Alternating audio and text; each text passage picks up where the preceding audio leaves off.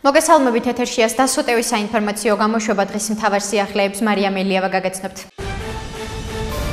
სახალხო დამცველის განცხადებით 22 მაისს თბილისში საქალაქო სასამართლოს მიმდებარედ ადმინისტრაციული წესით დაკავებული ორი პირი პოლიციის მხრიდან შესაძლო ძალის გადამეტებისა და არასათანადო მოპყრობის შესახებ მეუთითებს. როგორც ომბუდსმენის განცხადებაშია აღნიშნული ერთ-ერთ მათგანს ხელზე აღენიშნებოდა ხილული დაზიანებები, ძირითადად შეშუპებების, სიწითლეების, სისხლნაჟღენთები და ნაკაწრები კიდურებზე. სახალხო დამცველის განმარტებით ომბუდსმენის აპარატმა ფაქტებზე შესაბამისი სამართლებრივი რეაგირების მიზნით უკვე მიმართა სპეციალურ საგამოძიებო სამსახურს და შემდგომშიც აგრძელებს მიმდინარე სამართალ წარმოების მონიტორინგს.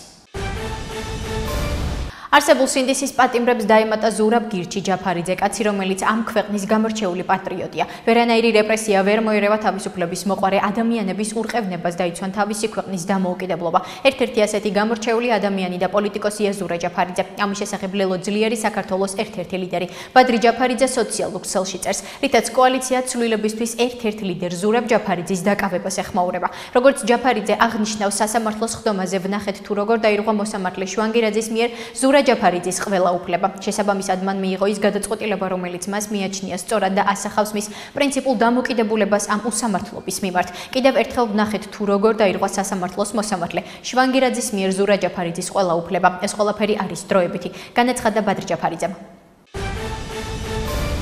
ქართული ოცნების მთავრობამ და მათმა ოლიგარქმა მარიონეტმა მმართველმა ივანიშვილმა კიდევ ერთი ხაზი გადაკვეთეს, რასაც გაერთიანებული სამეფოს სანქციები უნდა მოყვეს. ამის შესახებ ბრიტანელი პარლამენტარი ჯეიმს მაკკლირი X-ზე წერს. საქართველო აგრძელებს პოლიტიკური რეპრესიების მოლიპულ გზაზე სიარულს. ოპოზიციონერი პოლიტიკოსი ჯაფარიძე ახლავე უნდა იქნას გათავისუფლებული, წერს მაკკლირი.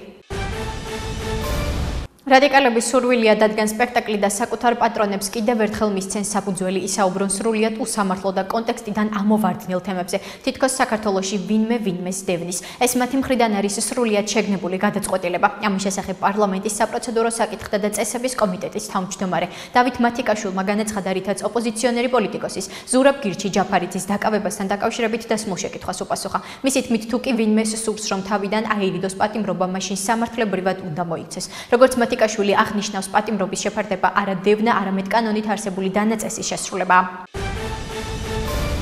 საქართველოს მეხუთე პრეზიდენტმა სალომე ზურაბიშვილმა წინააღმდეგობის პლატფორმის სახელით კოალიცია ცვლილებისთვის ერთ-ერთ ლიდერ ზურაბ ჯაფარიძის დაკავებასთან დაკავშირებით განცხადება გაავრცელა. ზურაბიშვილის განმარტებით პარლამენტის დროებითი საგამოძიებო კომისია შეიქმნა იმისთვის, რომ დაეჭირათ პოლიტიკური ლიდერები. ზურაბიშვილი წინააღმდეგობის პლატფორმის სახელით გავრცელებულ ვიდეო მიმართვაში პროცესებს პოლიტიკურს უწოდებს და ნიშანს იმისა, რომ იწყება თავდასხმა პოლიტიკურ ლიდერებზე. შეგახსენებთ, რომ კოალიცია ცვლილებისთვის წევრ ზურაბ გირჩი ჯაფარიძეს აღკვეთის ღონისძიების სახით შეფარდებული 20,000 ლარიანი გირაო პატიმრობით შეეცვალა. გადაწყვეტილება თბილისის საქალაქო სასამართლოს მოსამართლე ირაკლი შვანგირაძემ მიიღო და ამით პროკურატურის შუამდგომლობა დააკმაყოფილა.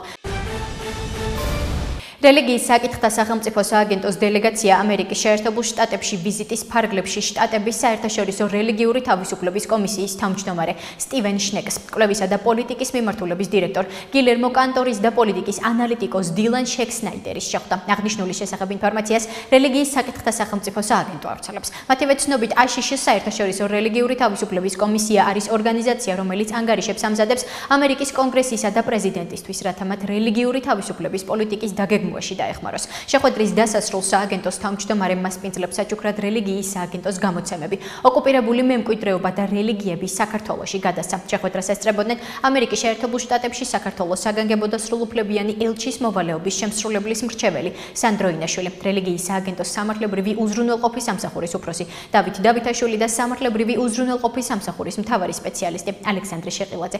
აღნიშნულია გავრცელებულ ინფორმაციაში. პარლამენტის სპეციალური საგამოძიებო სამსახურის გაუქმების ინიციატივის განხილვას იწყებს. საკანონმდებლო პაკეტს იურიდიულ საკითხთა და თავდაცვის და უშიშროების კომიტეტები განიხილავენ. ცვლილებები ქართული ოცნების დეპუტატებმა მოამზადეს. მათ მიერ ინიცირებული პროექტის თანახმად სპეციალური საგამოძიებო სამსახურის შესახებ კანონი ძალა დაკარგულად ცხადდება. შესაბამისად უქმდება სპეციალური საგამოძიებო სამსახურის სპეციალური საგამოძიებო სამსახურის უფროსის, მისი პირველი მოადგილისა და მოადგილის თანამდებობები. აღნიშნული თანამდებობების პირებისათვის ასევე სამსახურის თანამშრომლობისთვის ფულადი კომპენსაციის მიცემის ვალდებულება განისაზღვრება. კანონპროექტის მიხედვით ის სისხლის სამართლის საქმეები, რომლებზეც სპეციალური საგამოძიებო სამსახურის ქვემდებარეობა ვრცელდებოდა, პროკურატურის საგამოძიებო ქვემდებარეობაში გადავა. თბილისის მერიის განცხადებით ვაკის რაიონში ქაქუცა ჩოლოყაშვილისა და გიორგი წერეთლის ქუჩებზე სარეაბილიტაციო სამუშაოების გამო 22 მაისიდან 4 თვის განმავლობაში საზოგადოებრივი ტრანსპორტისა და ავტომობილების მოძრაობა შეზღუდული იქნება. მათივე ცნობით სამუშაოები მიმდინარეობს ვაკის პარკის მიმდებარე ტერიტორიიდან წყნეთის გზატკეცილის 6 ნომრამდე არსებულ საგზაო მონაკვეთზე. რელიგიის საკითხთა სახელმწიფო სააგენტოს თავმჯდომარე ზაზა ვაშაყმაძე ამერიკის შეერთებული შტატების სახელმწიფო დეპარტამენტს ეწვია და საერთაშორისო რელიგიის თავისუფლების საგანგებო დავალებათა ელჩის მოადგილე მარია ხმერსერს შეხვდა. რელიგიის საკითხთა სახელმწიფო სააგენტოს ინფორმაციით ზაზა ვაშაყმაძემ ისაუბრა ადამიანის უფლებებისა და რელიგიის თავისუფლების კუთხით ქართული სახელმწიფოს მიერ გატარებულ რეფორმებზე. შეეხო ინტერრელიგიური სათათბირო საქმიანობას, რომელშიც ფაქტობრივად ქვეყნის მთელი რელიგიური სპექტრია წარმოდგენილი, ასევე საკულტო ნაგებობების გადაცემისა და ცენტრალური და ადგილობრივი ბიუჯეტებიდან სხვადასხვა რელიგიური ორგანიზაციის დაფინანსების საკითხებს.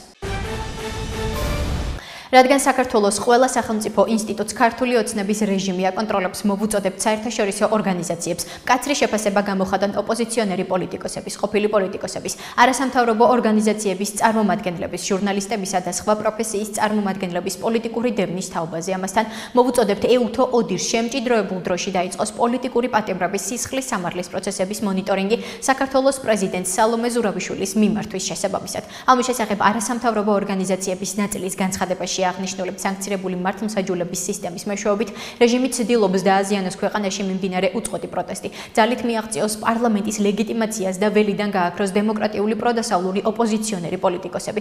აღნიშნულის გათვალისწინებით 2025 წლის იანვარში ევროსაბჭოს საპარლამენტო ასამბლეამ მიიღო რეზოლუცია და საქართველოში ახალი საპარლამენტო არჩევნების ჩატარება მოითხოვა. ანალოგიური მოწოდება ჰქონდა ევროპარლამენტსაც. ნათქვამია გავრცელებულ ინფორმაციაში. ახლა კი გაგაცნობთ უცხოეთის სიახლეებს. ლიეტუვის პრეზიდენტი გიტანას ნაუსედა მიიჩნევს, რომ ევროკავშირის მიერ რუსეთის წინააღმდეგ მიღებული სანქციების მე-17 პაკეტი არასაკმარისია. ამიტომ შემდეგი შეზღუდვები უფრო მკაცრი უნდა იყოს. ერთი ან ორი სახელმწიფოს გარდა ყველას გვესმის, რომ რუსეთის წინააღმდეგ სანქციების მე-17 პაკეტი კარგია, მაგრამ არასაკმარისი. ამიტომ ჩვენ სანქციების მე-18 პაკეტის რაც შეიძლება მალე მიღების მომხრე ვართ და მჯერა რომ ის უფრო ძლიერი უნდა იყოს. განაცხადა ლიეტუვის პრეზიდენტმა. მისი თქმით, სანქციების ახალი პაკეტი უკიდურესად პრინციპული უნდა იყოს და არ უნდა შეესაბამებოდეს რუსეთის წინააღმდეგ დაწესებული შეზღუდვების მოწინააღმდეგე ზოგიერთი ქვეყნის ინტერესებს. სანქციების ახალი პაკეტი უნდა მოიცავდეს რუსული ნავთობისა და გაზის ყველა მთავარ მიმღებს, ჩრდილოეთის ნაკადი 1-სა და ჩრდილოეთის ნაკადი 2-ს და ასევე უნდა გამორიცხავდეს ყველა რუსულ ბანკს SWIFT-ის პროგრამიდან, განაცხადა ნაუსედამ. ვაშინგტონში ებრაული მუზეუმის წინ ისრაელის საელჩოს ორი თანამშრომლის მკვლელობაში ეჭუმიტანილს ბრალი პირველი ხარისხის მკვლელობაში, ასევე უცხოელი ოფიციალური პირების მკვლელობასა და ცეცხლსასროლი იარაღის ტარებაში წაუყენეს. ამერიკის შეერთებული შტატების პროკურორმა ჯანინ პირომ განაცხადა, რომ მომხდარ თავდასხმაზე გამოძიება სიძულვილის ნიადაგზე ჩადენილი დანაშაულის მუხლით მიმდინარეობს და მოსალოდნელია დამატებითი ბრალდებები. ეს არის საქმე, რომელიც სიკვდილით დასჯას ექვემდებარება. განაცხადა ჯანინ პირომ და დასძინა, რომ ჯერ ნაადრევია იმის თქმა, მიიღებენ თუ არა სიკვდილით დასჯის ჩანის გამოტანის გადაწყვეტილებას. გამოძიების ფედერალური ბიუროს ვაშინგტონის ოფისის წარმომადგენელმა სტივ ჯენსონმა მკვლელობას ტერორისტული აქტი და ებრაული თემის წინააღმდეგ მიმართული ძალადობა უწოდა.